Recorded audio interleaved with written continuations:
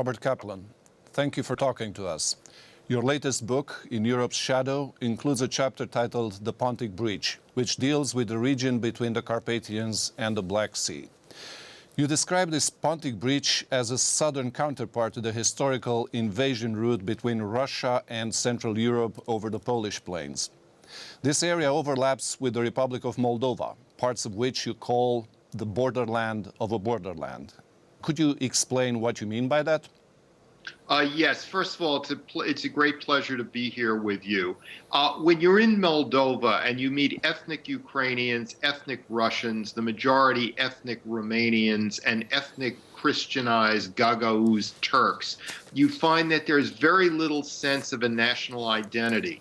National identity in Moldova is weak. This is an area of the world formerly called Bessarabia, which switched between control by Tsarist Russia and Romania, the Soviet Union and Romania. It was never really independent until 1991 and the collapse of the Soviet Union.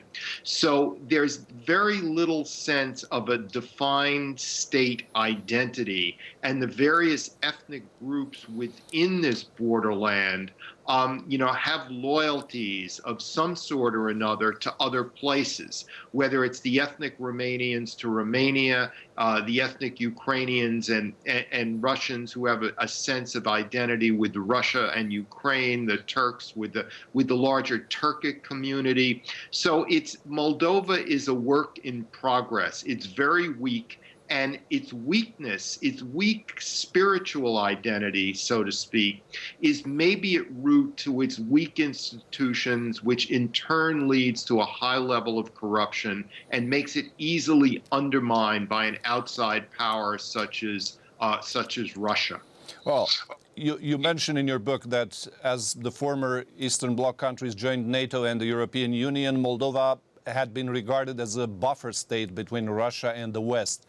But Putin's move against Ukraine, which was the other much bigger buffer state, has turned both Moldova and its western neighbor Romania into frontline states in a new Cold War. What are the stakes for Moldova?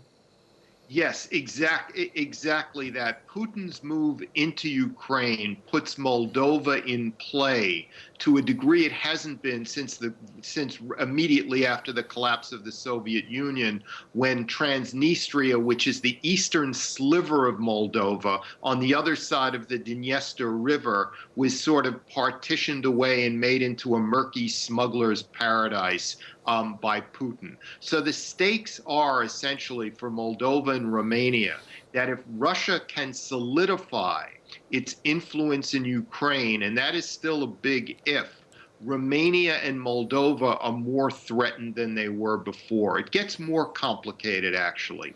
Were Romania to annex Moldova or to unify with ethnic Romanian-speaking Moldova, that could lead Russia to formally annex Transnistria, and that would create far greater regional tensions than we see now. So, in your opinion, what would be the best path for Moldova to avoid turmoil or having, as you put it, a great future in the headlines? Would it be membership in NATO and the European Union, maybe through reunification with Romania, or a Russia-sympathetic neutrality modeled after Finland's stance during the Cold War?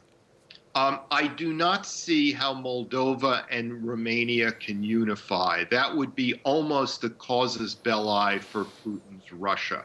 So what Moldova needs to do, first of all, the most important thing, and this is true of Romania as well, is to strengthen its institutions, makes them sturdier, more transparent, less corrupt, because no matter how many enemies a state may have on the outside, if it's strong institutionally inside, that constitutes the best form of defense.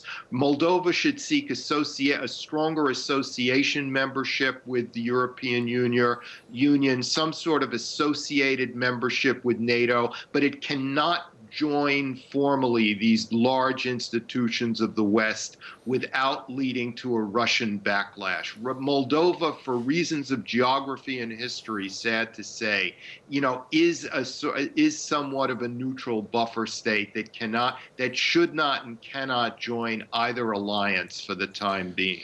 What I see as probably being, the lure for Moldova would be NATO's Article 5, which does protect member states against military aggression.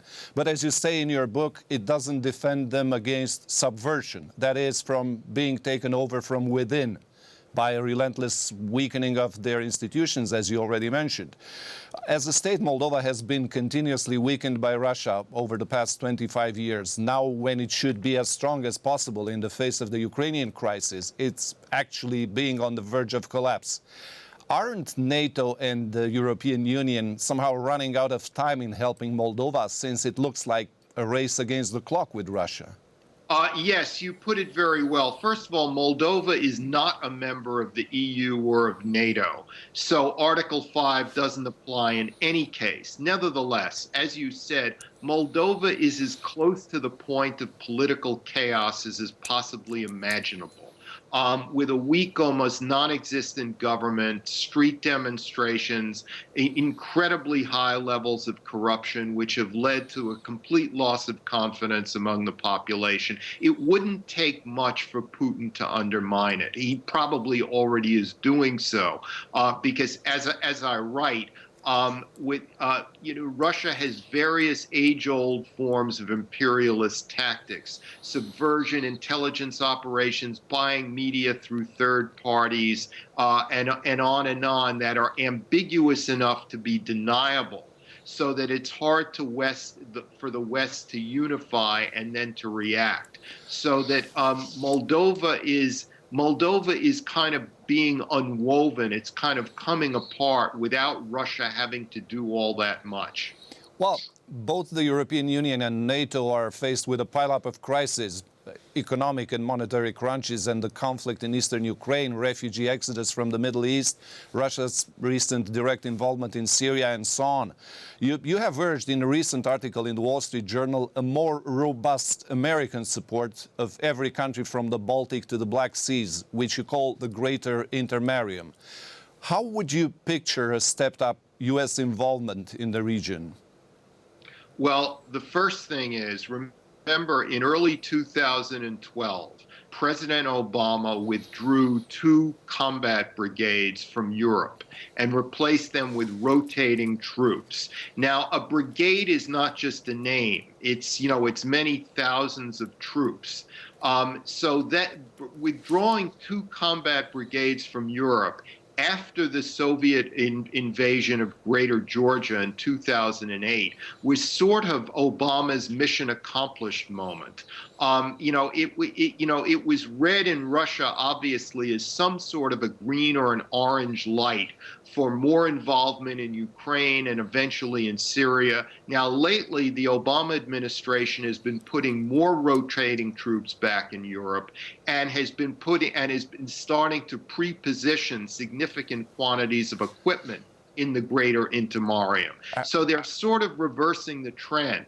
But one thing, a new president can do, such as Hillary Clinton, who would want to distance herself from Obama in the early months of her presidency to show that although she's a Democrat, she's more robust and harder line, is to send back a brigade or 2 of permanent troops back to Central Europe. Well, diplomacy has always to be backed by military force, but how about diplomacy in itself? Shouldn't there be a stronger push in this line from the United States in the whole area? Yes, exactly. Diplomacy, it goes without saying, it has to be backed up by the threat of military force. But given that military force is being made more and more robust as we speak, remember, with diplomacy, the most important resource a great power like the United States has is the time and the day of its principals: the Secretary of State, the President, the Secretary of Defense. And they need to be seen to be paying more attention to Europe, because it's my contention that Europe is as important to the United States now as it was during the Cold War. Well, while you make clear in your book that you do not recommend any particular Western policy toward Moldova or other countries facing Russia for that matter, you do issue a stark warning. There will be incalculable human costs to Western inaction. Could you explain what you mean?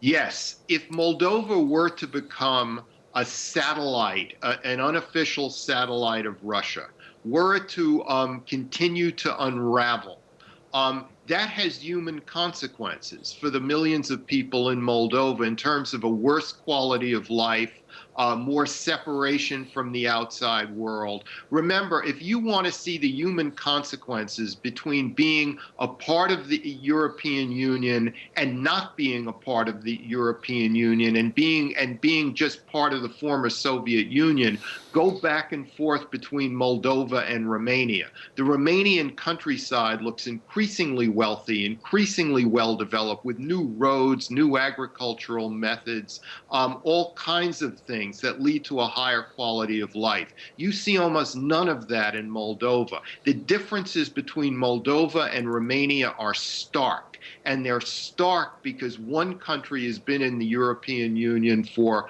almost a decade now, and one is kind of still trapped in kind of post-Soviet underdevelopment. Robert Kaplan, thank you very much for talking to us. It's been my pleasure.